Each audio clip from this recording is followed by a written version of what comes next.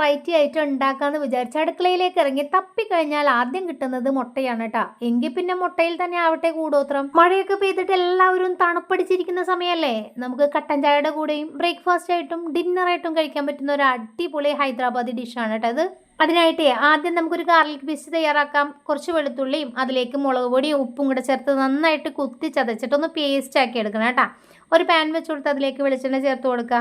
ഇഞ്ചി വെളുത്തുള്ളി പേസ്റ്റ് ഇട്ട് നന്നായിട്ടൊന്ന് സോട്ടായി വരുമ്പോൾ അതിലേക്ക് സവാള ചേർത്ത് കൊടുത്തിട്ട് കുറച്ച് ഉപ്പും കൂടെ ഇട്ടിട്ട് നന്നായിട്ടൊന്ന് വഴറ്റിയെടുക്കുക കേട്ടോ. സവാളയുടെ കളറൊക്കെ മാറി വരുമ്പോഴേ പച്ചമുളകും എഗ്ഗും കൂടെ ചേർത്ത് കൊടുക്കുക. ഞാനിവിടെ 3 എഗ്ഗാണ് പൊട്ടിച്ചൊഴിച്ച് കൊടുത്തിട്ടുള്ളത്. അതിന് മുകളിലായിട്ട് കുറച്ച് കുരുമുളക് പൊടി ഇട്ട് കൊടുക്കുക. 5 മിനിറ്റ് ലോ ഫ്ലെയിമിൽ ഇട്ടിട്ട് ഒന്ന് കുക്ക് ചെയ്തിട്ടെടുക്കുക കേട്ടോ.